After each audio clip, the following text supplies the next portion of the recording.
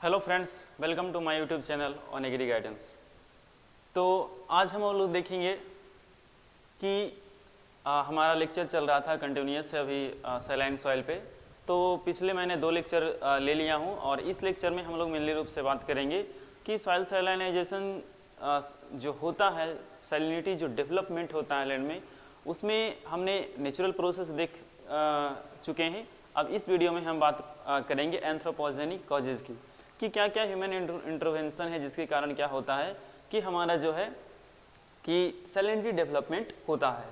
और यदि आप पिछले 2 लेक्चर नहीं देखें तो उस दोनों लेक्चर के भी को भी जा कर के देखें, क्योंकि ईसी क्या होता है, ईएसपी क्या होता है, एसएआर क्या होता है, सॉइल सैलिनिटी को किस में मापते हैं, उसका यूनिट क्या होता है, मुख्य रूप से यहीं से ऑब्जेक्टिव क्वेश्चन बनते हैं। तो वो भी जा करके देखें। और यहाँ पे जो है आपका जो बेसिक नॉलेज है, जो बेसिक चीज़ें हैं कि कैसे कैसे सॉइल सैलिनिटी का डेवलपमेंट होता है, वो हम इस लेक्चर में बात करेंगे। और इन सारे लेक्चर का मेरे पास नोट्स भी उपलब्ध है जिसको मैंने खुद से बनाया है और मैं खुद भी उसको पढ़ता हूँ। तो यदि आपको वो नोट्स चाहिए होंगे तो आप मुझे मेरे नंबर पे व्हाट्सएप कर सकते हैं। वो मैं आपको नंबर जो है लास्ट में जा कर के दे दूँगा। तो अभी चलिए हम लोग बात करते हैं किस पे। तो एंथ्रोपोजेनिक कॉजेज क्या क्या है। तो मेनली रूप से हमने यहाँ पे 6 एंथ्रोपोजेनिक कॉजेज के बारे में लिखा है। तो क्या क्या है वो। सबसे पहला है लैंड क्लियरिंग फॉर वेजिटेशन, दूसरा है इनकरेक्ट इरिगेशन, तीसरा हमारा है over extraction of ground water, और चौथा है हमारा over use of agrochemicals.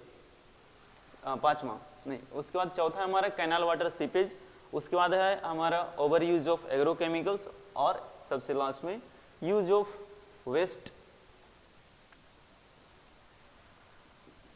Effluents. इन 6 चीज़ें के बारे में हम लोग इसमें डिटेल्स में बात करेंगे कि कैसे कैसे जो होता है कि सॉइल का जो है सैलिनिटी सॉइल में डेवलपमेंट होता है।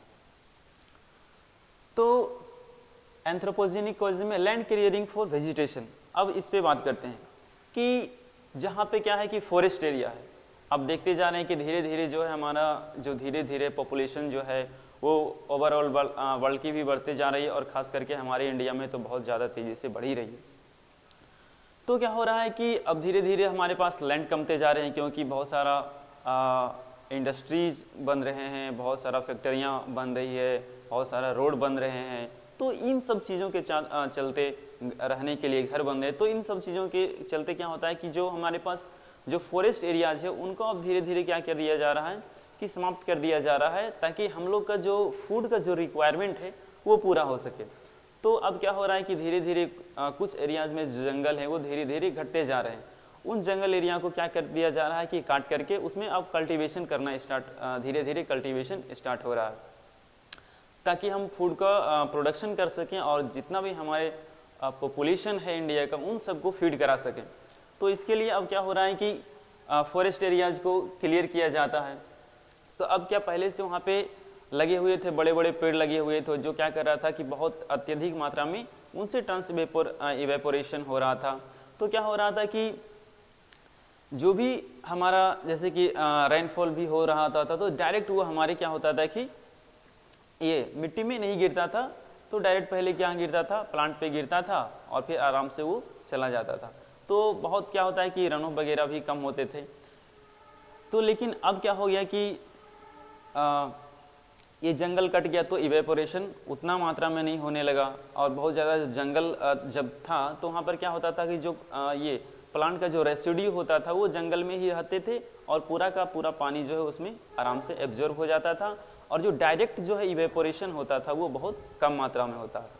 तो इसके लिए क्या होता था, और ड्रेनेज वाटर भी क्या होते थे कि अच्छी खासी फैसिलिटी थी, तो आराम से वो अंदर चली जाती थी, यानी कि उतना मात्रा में सैलिनिटी का डेवलपमेंट नहीं होता था। लेकिन अब क्या हुआ कि जब हम फॉरेस्ट एरिया को क्लियर कर दिए और उसमें कल्टीवेशन करने लगे, तो इसमें क्या होता है कि धीरे धीरे अब क्या हुआ कि वाटर का जो इम्पैक्ट पड़ेगा डायरेक्ट हमारा जो रेन ड्रॉप्स जो गिरेंगे डायरेक्ट हमारा सॉइल पे गिरेगा। तो और उसके बाद क्या हुआ कि जब गिरेगा तो अंदर में क्या हो जाता है, कल्टीवेशन करते करते क्या हो जाता है, अंदर में हार्ड पैन बन जाते हैं। तो अब क्या हुआ कि पानी पड़ा और अंदर में क्या है, हमारा हार्ड पैन है। तो हार्ड पैन बनने के होने के कारण क्या हुआ कि हमारा वाटर जो है, जो लीचिंग जो हो रहा था, वो जब फॉरेस्ट था तब हमारा लीचिंग हो रहा था, लेकिन अब क्या हुआ कि लीचिंग होना बंद हो गया। तो अब क्या हुआ कि सॉइल सैलिनिटी डेवलपमेंट हमारे ऊपर वाला लेयर में ही हो जाएगा। तो ये था हमारा। यदि क्या करते हैं कि फॉरेस्ट एरिया को कल्टीवेशन लैंड में बदलते हैं, तो इससे भी हमारा क्या होता है कि सैलिनिटी डेवलपमेंट होता था। जो पहले ट्रांसवेपोरेशन हो रहा था, पेड़ के द्वारा हो रहा था, अब वो सीधे सीधे होगा, तो हमारा जो सॉल्ट होगा वो ऊपर में ही रह जाएगा और पानी पूरा का पूरा उड़ जाएगा। तो इस प्रकार से भी हमारा सैलाइन सॉइल का डेवलपमेंट होता है। तो क्या हुआ कि हमारा जो है कि ट्रांसवेपोरेशन जो हो रहा था वो कम हो गया और लीचिंग अब ज़्यादा होने लगा। अब लीचिंग ज़्यादा होने लगा तो हमारा क्या हुआ, यानी कि इन्फिल्ट्रेट ज़्यादा होने लगा। लेकिन सब सॉइल में हार्ड पैन है, तो वो पानी जो है इन्फिल्ट्रेट होकर के नीचे जाएगा ही नहीं, तो ऊपर में ही रह जाएगा। तो उससे हमारा सॉइल जो है अब धीरे धीरे सैलिनिटी में डेवलप हो जाएगा। ये तो हो गया हमारा। यदि क्या करते हैं कि जो फॉरेस्ट एरियाज है उसको हम लोग बदलते हैं, किस में चेंज करते हैं, ये क्रॉप कल्टीवेशन के लिए, एनुअल क्रॉप कल्टीवेशन के लिए, तो हमारा सॉइल सैलिनिटी डेवलपमेंट होता है। उसके बाद हम बात करें कि इनकरेक्ट इरीगेशन। इनकरेक्ट इरीगेशन यानी कि सैलाइन वाटर से हम इरीगेशन दे रहे हैं, जिस वाटर से हम इरीगेशन दे रहे हैं अपने लैंड में, उस पर उतना ध्यान नहीं दे रहे हैं, सिर्फ देते ही जा रहे हैं, जैसा पानी हमको कोई मतलब नहीं है। तो वो फिर धीरे धीरे क्या होगा कि उसमें सैलिनिटी डेवलपमेंट हो जाएगी और धीरे धीरे जो हमारा फर्टिलिटी है, जो सॉइल का फर्टिलिटी है वो भी घट जाएगी और हमारा प्रोडक्शन भी घट जाएगा और धीरे धीरे करके हमारा जो सॉइल होगा वो बैरन हो जाएगा, यानी कि बंजर बन जाएगा। तो ब्रैकिश वाटर से, यानी कि जिसमें जो सैलाइन सॉइल है, यानी कि उससे हम करेंगे तो क्या होगा कि हमारा जो है लैंड धीरे धीरे सैलिनिटी को ये डेवलप करेगा। उसके बाद सैलाइन वाटर है, तो उससे भी हमारा क्या होगा, सैलिनिटी डेवलपमेंट होगा। और उसके बाद हमारा ड्रेनेज फैसिलिटी नहीं है, उतना ज़्यादा अच्छा ड्रेनेज नहीं है, तो क्या होगा कि जिस वाटर से इरिगेशन हम देंगे, अब ड्रेनेज की व्यवस्था नहीं है, तो वाटर टेबल बढ़ जाएगा। तो वाटर टेबल जब बढ़ जाएगा तो क्या होगा कि जो भी हमारा सॉल्ट कॉन्सेंट्रेशन होगा वो उसका लीचिंग नहीं हो पाएगा। तो जब लीचिंग ही नहीं होगा तो सॉल्ट कॉन्सेंट्रेशन ऊपर में ही ज़्यादा रहेगा और फिर वो क्या करेगा कि हमारे भूमि को बंजर बना देगा, फिर वो धीरे धीरे जो सॉइल होगी वो सैलाइन हो जाएगी। उसके बाद है over extraction of ground water. अब क्या है कि अब क्या हो रहा है कि अब ज़्यादा उतना मात्रा में नहर नहीं रहा है, नदी में अब क्या होता है कि सीजन में ही नदी में पानी आता है, नहर में भी अब उतना सही से पानी नहीं आता है। तो ज़्यादातर जो अब सिंचाई हो रही है, उसके बाद क्या होगा कि अब इलेक्ट्रिसिटी का व्यवस्था भी कर दिया गया है सरकार के द्वारा, सब्सिडी भी दिया जा रहा है, कम पैसा में प्रति यूनिट कम चार्ज किया जा रहा है। तो इसके चलते क्या हुआ कि हमारा जो किसान है वो ट्यूबवेल के फेवर में हो गए हैं। तो अब क्या होता है कि बहुत ज़्यादा अधिकतर किसान क्या करते हैं कि ट्यूबवेल से ही पानी निकालते हैं, दमकल लगा करके, अभी जो भी आपके पास मोटर हो, और उसी से खेतों की सिंचाई करते हैं।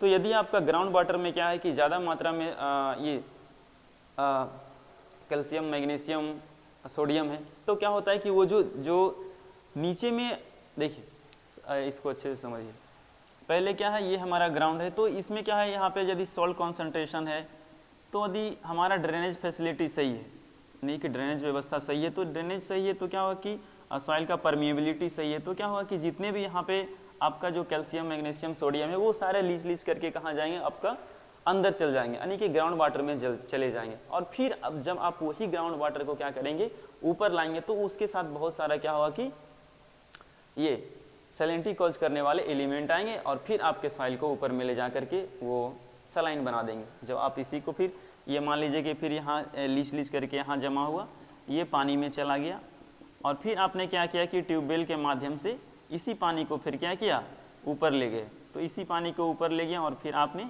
इरिगेशन दिया। तो इरिगेशन दिया तो जितना ये सारे हैं, ये सारे क्या होंगे, इरिगेशन के माध्यम से फिर आपके ऊपर वाला सॉइल में आ जाएंगे और फिर सैलिनिटी कॉज करेंगे। तो यदि आप क्या कर रहे हैं कि ओवर एक्सट्रैक्शन बहुत ज़्यादा यानी कि पानी निकाल रहे हैं ग्राउंड वाटर से, तो क्या होगा कि आपका सॉइल सैलाइन हो जाएगा।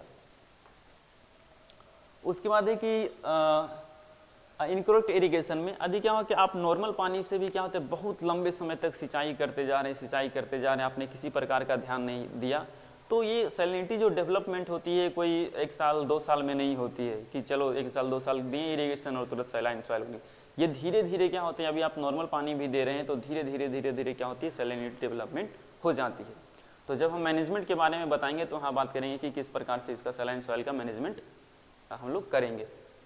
तो अभी सिर्फ जानिए कि ये जो सैलिनिटी डेवलपमेंट होता है वो कैसे होता है। तो over extraction of ground water हो गया। उसके बाद हम लोग आते हैं कैनाल वाटर सीपेज की। तो इंदिरा गांधी क्या लिखा है, इंदिरा गांधी नहर परियोजना, ठीक है, IGNP, इंदिरा गांधी नहर परियोजना। और अब आप हम लोगों को ये बताइए कि इंदिरा गांधी नहर परियोजना जो है वो किस राज्य में है, किस राज्य में और किस किस राज्य से ये जो है इसको बनाया गया है। इंदिरा गांधी नहर परियोजना जो है किस राज्य में है, तो ये आप हमको कमेंट करके बताइएगा। तो कैनाल वाटर सीपेज, तो क्या होता है कि ये इंदिरा गांधी नहर परियोजना इसका जो बेस्ट एग्जाम्पल है, जो अपने जिस जगह से गुजरा है वो पूरे क्या किया है कि वहाँ का अगल बगल वाला जो क्षेत्र था और उसके बाद इस नहर के द्वारा जिस जिस फील्ड की सिंचाई हुई वहाँ क्या हुआ कि पूरा का पूरा जो है सॉइल को वे सैलाइन बना दिया।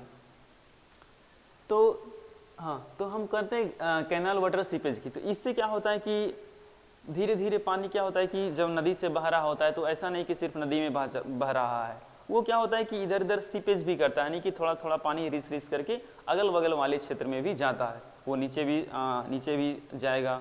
जैसे कि इस प्रकार से हमारा मान लीजिए कि नहर है, पानी इसमें फ्लो हो रहा है, तो क्या करेगा इधर भी थोड़ा सा सीपेज करेगा, थोड़ा सा लीच करके नीचे भी जाएगा, थोड़ा सा इधर भी जाएगा। तो इधर इस क्षेत्र वाले जो एरिया होंगे, इस क्षेत्र वाले जो एरिया होंगे, तो वो क्या करेगा कि धीरे धीरे अब इधर लीच के सीपेज होकर के जा रहा है तो उधर का वाटर टेबल बढ़ा देगा। अब जब वाटर टेबल बढ़ा देगा तो इधर जो इन्फिल्ट्रेशन हो रहा था वो पानी इसके अंदर जा रहा था, अब यहीं तक जा करके रुक जाएगा। तो क्या हुआ कि हमारा जो सॉइल है वो धीरे धीरे सैलाइन हो जाएगा। उसके बाद यहाँ से जो लीचिंग हो रहा है, यहाँ से जो डायरेक्ट इनवर्ड हो रहा है, तो क्या करेगा कि ये पानी आएगा फिर इधर जाएगा और फिर इधर होगा, फिर इधर क्या करेगा पूरा वाटर इस क्षेत्र वाले जितने भी एरिया होंगे उसके वाटर टेबल को बढ़ा देगा और फिर और लीचिंग जो होगी फिर होगी ही नहीं, क्योंकि वाटर लेवल तो यहीं तक है। तो जो भी हमारा क्या होगा कि कैल्शियम, मैग्नीशियम, सोडियम जो है ये सारे एलिमेंट्स है जो इस सॉइल सैलाइन के लिए जिम्मेदार हैं, तो वो क्या करेंगे यहीं तक रह जाएंगे। तो यहीं तक रह जाएंगे तो नीचे तो जाएगा ही नहीं, तो ऊपर में ही रहेंगे, तो क्या होगा कि हमारा सॉइल को ये सैलाइन बना देगा। ठीक है, तो कैनाल वाटर सीपेज है जिसका बेस्ट एग्जांपल है आपका इंदिरा गांधी नहर परियोजना, और ये कहाँ है आप हमको बताइएगा। उसके बाद है ओवर यूज ऑफ एग्रोकेमिकल्स। तो आजकल क्या हो रहे हैं कि एग्रोकेमिकल्स जैसे फर्टिलाइजर है, तो ये सब क्या होंगे, कुछ वैसे भी फर्टिलाइजर है जिसमें क्या होती है कि सोडियम की मात्रा हो गया, जैसे कि आपका यूरिया है तो इसमें सोडियम की मात्रा होती है। और भी बहुत सारे एग्जाम्पल है जिसमें क्या होती है कि सोडियम, कैल्शियम, मैग्नीशियम की मात्रा ज़्यादा होती है। तो यदि उस प्रकार से आप क्या कर रहे हैं कि उस फर्टिलाइजर से आप क्या कर रहे हैं कि उस फर्टिलाइजर का बहुत ज़्यादा मात्रा में यूज कर रहे हैं आप, आजकल तो यूरिया बहुत ज़्यादा यूज होता है। तो इस प्रकार के जब जिसमें सोडियम है, कैल्शियम है, मैग्नीशियम है, तो उस प्रकार के आप फर्टिलाइजर को यूज कर रहे हैं तो वो आपकी सॉइल को क्या करेगा, सैलाइन बना देगा। उसके बाद है कि अमेंडमेंट्स। हम लोग क्या करते हैं कि सॉइल को सुधार करने के लिए जहाँ एसिडिक सॉइल है तो वहाँ हम लोग क्या करते हैं कि लाइम का यूज़ करते हैं, या फिर जिप्सम का यूज़ करते हैं। तो यदि आप क्या करेंगे कि लाइम का यूज़ कर रहे हैं, जिप्सम का यूज़ कर रहे हैं, तो जिप्सम में क्या होता है कि कैल्शियम वगैरह होता है, तो वो क्या करता है कि एसिड सॉइल है तो हम लोग उसको सुधार करने के लिए लाइम मिलाते हैं, जिप्सम मिलाते हैं। तो यदि इस प्रकार के आप अमेंडमेंट्स करने के लिए बहुत ज़्यादा मात्रा में लाइम दे दिए या जिप्सम दे दिए तो भी क्या करता है कि ओवर यूज, यानी आप लाइम और जिप्सम का ओवर यूज कर दिए तो भी क्या करता है कि सॉइल को सैलाइन बना देता है। उसके बाद है use of waste effluents. Waste effluents में क्या होता है कि कुछ क्या होता है कि बहुत सारे जो गाँव के लोग होते हैं वो क्या करते हैं कि अब तो सभी जगह नाली की व्यवस्था हो गई, तो नाली में बहुत सारा कचरा भर जाते हैं, या फिर शहर में क्या होता है कि बहुत सारा कचरा भर जाते हैं, तो वो कचरा को क्या करते हैं कि वहाँ से उठा करके लाते हैं और अपने खेतों में डाल देते हैं। तो उन कचरों में क्या होता है कि बहुत सारा सैलिनिटी कॉज करने वाला भी एलिमेंट रहता है, जिसके कारण हमारा क्या होता है कि सॉइल जो होता है वो सैलाइन हो जाता है। सीवेज का यूज़ कर रहे हैं, स्लज का यूज़ कर रहे हैं, अनट्रीटेड वाटर है, जैसे कि बहुत सारा नालियों से पानी आता है, तो अब उसी नाली का पानी को जो है कि आप सिंचाई के इरिगेशन के लिए यूज कर लिए और ट्रीट नहीं किए, तो वो भी क्या होता है कि सैलिनिटी में खोज कर देता है। बहुत सारे इंडस्ट्रियल ब्राइन होते हैं जिसमें कि हाई सोडियम, कैल्शियम, मैग्नीशियम की मात्रा होता है, तो यदि वो भी क्या होता है कि नदी में डायरेक्ट बहा दिए जाते हैं। अब नदी में डायरेक्ट बहा दिया गया और फिर उस नदी का पानी आप इरिगेशन के लिए यूज कर रहे हैं, तो क्या होगा कि आपके सॉइल को सैलाइन बना देगा। तो ये 5-6 फैक्टर थे, एंथ्रोपोजेनिक कॉजेज थे, जिसके कारण क्या होता है कि हमारा जो है सॉइल जो है धीरे धीरे सैलाइन बन जाता है। तो या उसके बाद हम लोग अगला नेक्स्ट लेक्चर में बात करेंगे कि अमेंडमेंट्स क्या है, अमेंडमेंट्स ऑफ सैलाइन सॉइल, कि कौन कौन सा वो चीज़ें हैं जिसके द्वारा हम क्या कर सकते हैं कि जो हमारा सैलाइन सॉइल है उसके हम सुधार कर सकते हैं। तो आगे हम नेक्स्ट लेक्चर में अब वो सब देखेंगे, और यदि आपको इसका नोट्स चाहिए तो आप हमारे व्हाट्सएप नंबर पे कांटेक्ट कर सकते हैं।